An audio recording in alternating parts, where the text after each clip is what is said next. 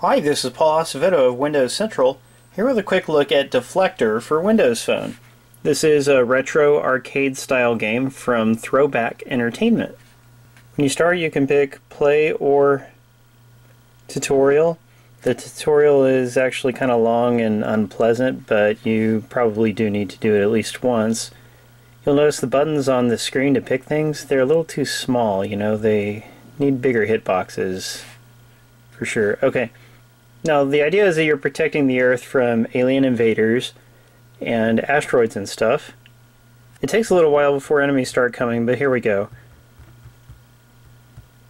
On the left, you have a button to fire lasers, and on the right, you have a button to fire rockets. These things aim automatically. And basically, you just tap away at the buttons and try to kill as many things as you can. Your Earth has a life meter, so you have to try to avoid taking too many hits. When the enemies get really close, you can tap the Earth to activate a shield. I don't like that you actually have to take your finger away from the fire buttons to do that. Pretty soon, you just get overwhelmed with shots. Gameplay is weird on this one, because there's no aiming, and that's what would be the technique in a game like this. So you just, after a while, you just get overwhelmed with enemies. Then you get to the end and it tells you how many of each type of threat you destroyed. You can look at a leaderboard, which is either local or online, and we'll discuss that in a moment. Then you can insert coin to continue. Thing is, coins are actually a micro transaction. The game itself is free to play, but if you want to continue, you have to buy some coins, which are 4 for $1. And yet, there's no way to just buy coins from the title screen or menus, which is really bizarre.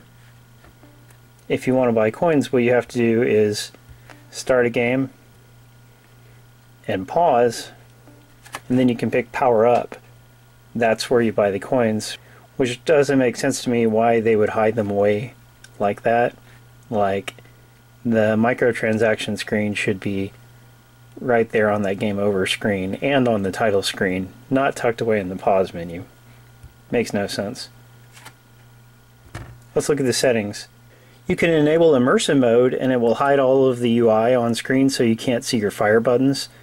And that's not a good idea because the fire buttons are really tiny. Like, basically, when I tap anywhere on the right side of the screen, it should do what the right button does. It doesn't do that. It has to be that tiny little button. You can enable background music. That's a good idea. Should have had that on to begin with. Then you have to manually enable online leaderboards, and I had already enabled this. Makes me enable it again. It doesn't save that you want online leaderboards, which is weird. So here's the game with music. I don't know why my options got all messed up like that. It takes a while for the enemies to start coming, doesn't it? Okay. See, like, I think this style of game would be more... Oh, I've got the realistic mode on. This style of game would be more fun if you were tapping or swiping at the enemies, I think. Here I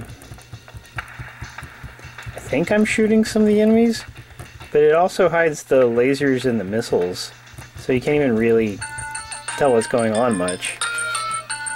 When you get to the end, if you have online leaderboards enabled, then you can put in your initials.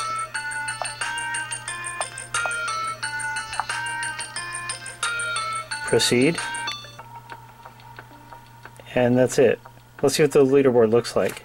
See, the leaderboard shows the top 3 scores, but you can't scroll through it or see your own place in the leaderboard. So it is essentially kind of pointless right now.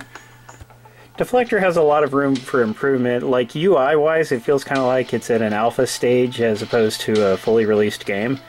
So definitely the developers need to go back and fix the menus and the touch controls, and then maybe they'll have something there. Like I said, I would like just a better control scheme, period, but at least the buttons need to be easier to hit. And there needs to be more of a connection between hitting the fire buttons and actually destroying an enemy, like explosion sound effects, that would help a lot, because there aren't any.